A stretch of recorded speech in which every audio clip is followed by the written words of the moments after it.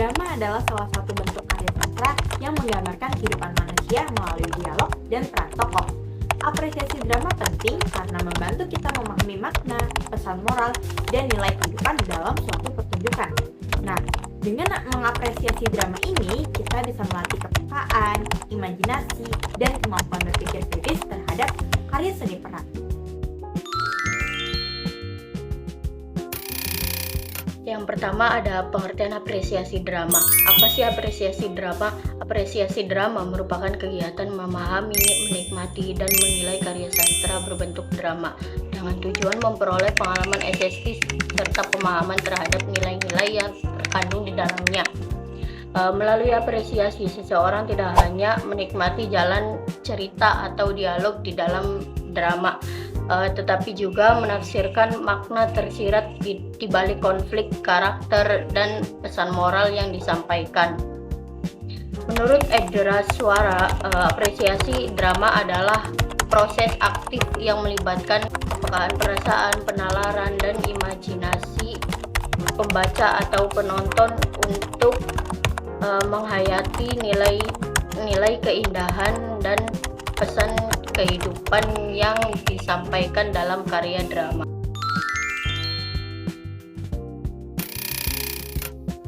Proses apresiasi drama dilakukan melalui beberapa tahapan yang melibatkan kegiatan memahami, menghayati, dan menilai karya drama secara menyeluruh. Yang pertama, tahapan pengenalan, yaitu pemahaman awal. Pada tahap ini, peserta didik mengenal terlebih dahulu unsur-unsur drama seperti tema, tokoh, alur, latar, dan konflik. Kegiatan ini dapat dilakukan dengan membaca naskah drama atau menonton pementasan secara utuh. Tujuannya adalah membangun pemahaman dasar tentang isi dan makna karya. Yang kedua, tahapan penghayatan atau menikmati dan merasakan. Peserta didik mulai menghayati nilai-nilai yang terkandung dalam drama melalui perasaan, imajinasi, dan empati terhadap tokoh-tokoh yang ditampilkan. Mereka diajak untuk merasakan suasana, emosi, dan pesan yang disampaikan dalam cerita. Yang ketiga, tahap penilaian atau evaluasi dan analisis. Setelah menghayati, peserta didik melakukan penilaian terhadap unsur estetika dan moral dalam drama. Mereka menilai keindahan bahasa, kekuatan konflik, keutuhan alur, serta pesan sosial yang disampaikan. Analisis dapat dilakukan melalui diskusi, refleksi, atau menulis resensi. Yang keempat, atau yang terakhir adalah tahapan apresiasi aktif, yaitu kreasi dan ekspresi.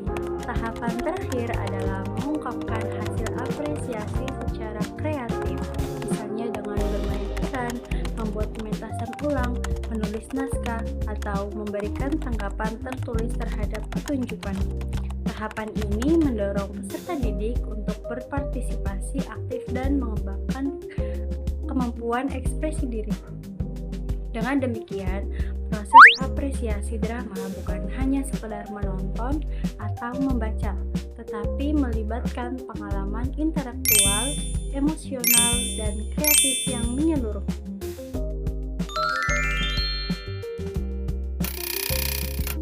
Selanjutnya ada unsur-unsur dalam mengapresiasi drama. Jadi, kalau kita nonton atau membaca drama, sebenarnya kita sedang berusaha memahami dan menghargai karya itu, baik dari isi ceritanya maupun dari penampilannya di atas panggung. Unsur dalam drama itu ada dua jenis, yaitu unsur intrinsik dan unsur ekstristik. Pertama, unsur intrinsik. Nah, unsur ini adalah hal-hal yang membentuk cerita di dalam naskah drama itu sendiri. Yang pertama ada tema. Tema itu ide utama atau pesan utama dari cerita. Misalnya tentang persahabatan, cinta, atau perjuangan hidup. Kedua, tokoh dan penokohan. Tokoh itu siapa saja yang berperan dalam cerita. Sedangkan penokohan itu cara pengarang menggambarkan sifat atau karakter mereka. Apakah tokohnya baik, jahat, sabar, atau egois? Selanjutnya, alur dan plot. Nah, ini adalah urutan kejadian dalam cerita, mulai dari pengenalan, munculnya konflik, sampai akhirnya penyelesaian pada latar atau setting, yaitu tempat, waktu, dan suasana di mana cerita itu terjadi, misalnya di desa, di sekolah, atau di kerajaan. Berikutnya, dialog. Nah, ini tuh penting, karena drama itu disampaikan lewat percakapan antar tokoh. Dialog harus terasa alami dan sesuai dengan kepribadian tokohnya. Terus, ada amanat, yaitu pesan moral yang ingin disampaikan pengarang kepada penonton. Misalnya, supaya kita bisa menghargai orang tua atau tidak sombong. Dan terakhir, ada petunjuk teknis. Ini biasanya ditulis dalam tanda kurung di naskah. Misalnya, tokoh berjalan pelan atau dengan suara marah. Petunjuk ini membantu pemain memahami bagaimana mereka harus bertindak di atas panggung. Sekarang kita masuk ke unsur ekstrinsik, yaitu hal-hal yang berhubungan dengan pementasan dramanya di atas panggung. Yang pertama, ada pemain atau aktor. Mereka harus bisa menghayati peran, berbicara dengan jelas, dan menunjukkan ekspresi yang sesuai dengan karakter mereka. Lalu ada sutradara, yaitu orang-orang yang mengarahkan semua bagian pementasan supaya hasilnya bagus dan sesuai dengan naskah. Berikutnya ada tata artistik, yaitu meliputi banyak hal seperti tata panggung, yaitu dekorasi atau latar tempat di panggung. Yang kedua ada tata rias dan kostum, untuk menyesuaikan penampilan pemain dengan perannya. Yang ketiga ada tata cahaya, agar suasana di panggung bisa dibuat lebih dramatis. Yang keempat ada tata suara atau musik, untuk menambah efek suasana, misalnya suara hujan atau musik sedih. Terakhir, jangan lupa penonton juga termasuk unsur penting, karena tanpa penonton, pementasan gak akan punya makna. Penontonlah yang memberi respon dan apresiasi terhadap drama yang dimainkan.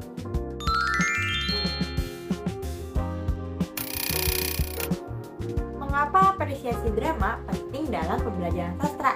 Karena apresiasi drama memiliki peran yang sangat penting dalam pembelajaran sastra. Karena melalui kegiatan ini, peserta didik tidak hanya memahami teks secara fiktif, tetapi juga secara afektif dan psikomotorik. Nah, yang pertama yaitu apresiasi drama melatih kemampuan memahami makna dan nilai kehidupan yang terkandung dalam karya sastra. Nah, melalui pementasan dan penghayatan tokoh, siswa belajar memahami konflik, motivasi, dan nilai moral yang terdapat dalam kehidupan sehari-hari. Nah, hal ini menjadikan pembelajaran sastra lebih kontekstual dan bermakna. Kemudian yang kedua yaitu drama membantu mengembangkan keterampilan berbahasa, baik secara lisan maupun tulisan. Nah, ketika membaca atau memerankan naskah drama, mereka belajar tentang diksi, intonasi, gaya bahasa, serta struktur dialog. Aktivitas tersebut sangat efektif untuk meningkatkan kemampuan komunikasi dan ekspresi diri. Yang ketiga, apresiasi drama menumbuhkan empati dan kerjasama antar siswa. Nah, dalam pementasan drama, peserta didik harus bekerja sama, memahami peran masing-masing, dan menghargai pendapat teman. Nah, proses ini memperkuat aspek sosial dan emosional siswa serta menanamkan nilai-nilai kemanusiaan. Kemudian yang keempat, drama menjadi sarana kreatif dalam pembelajaran sastra. Melalui kegiatan apresiasi seperti membaca naskah, menulis skenario, dan bermain peran, siswa dapat mengekspresikan imajinasi serta mengembangkan kreativitas artistik mereka. Pembelajaran sastra dengan pendekatan drama menjadikan siswa lebih aktif, komunikatif, dan tidak hanya sebagai penerima pengetahuan, tetapi juga pelaku dalam proses belajar.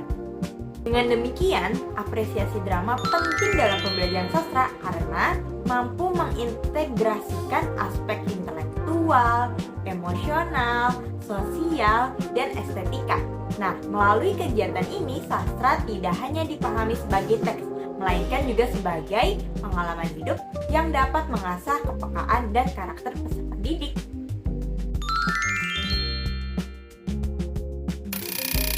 Bagaimana cara meningkatkan kemampuan apresiasi drama di kalangan siswa? Yang pertama itu, guru sebagai kunci utama, yang dimana guru yang mencintai drama dan paham praktiknya akan lebih mudah menularkan semangat itu kepada siswa. Jadi sebelum mengajarkan, pastikan kita juga mampu memerankan dan memahami naskah drama dengan baik. Seperti kata pepatah, guru yang hebat bukan hanya bisa mengajar, tapi juga bisa memberi teladan dan menginspirasi. Kemudian yang kedua itu ada melibatkan siswa secara langsung, yang dimana ajak siswa untuk ikut dalam kegiatan apresiasi drama. Nah, seperti contohnya mereka bisa menonton pementasan secara langsung, melihat rekaman video, atau bahkan mencoba memerankan tokoh dalam naskah. Jika waktu pelajaran terbatas, kegiatan ini bisa dilakukan dalam bentuk ekstrakurikuler.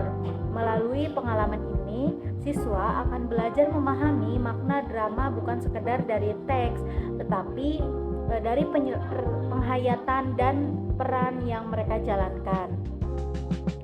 Nah, kemudian yang ketiga yaitu membentuk wadah kreatif, seperti bentuklah kelompok drama atau teater di sekolah. Nah, wadah ini bisa memberikan ruang bagi siswa untuk menyalurkan bakat, berlatih tampil, dan bekerja sama dalam satu produksi drama. Yang keempat itu bisa memanfaatkan teknologi, media audiovisual. Nah, juga bisa jadi sahabat kita dalam pembelajaran. Dengan menonton video pementasan drama, siswa bisa lebih mudah memahami unsur-unsur drama seperti alur, karakter, dan amanat cerita secara nyata. Nah, metode yang kelima itu bisa dengan suasana yang menyenangkan. Yang tak kalah penting, ciptakan suasana pembelajaran yang aktif dan interaktif.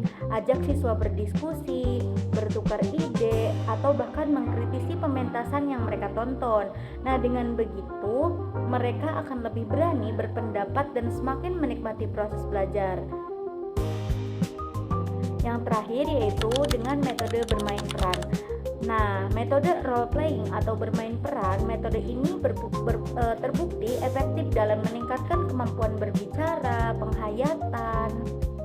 penghayatan karakter, dan apresiasi drama secara menyeluruh.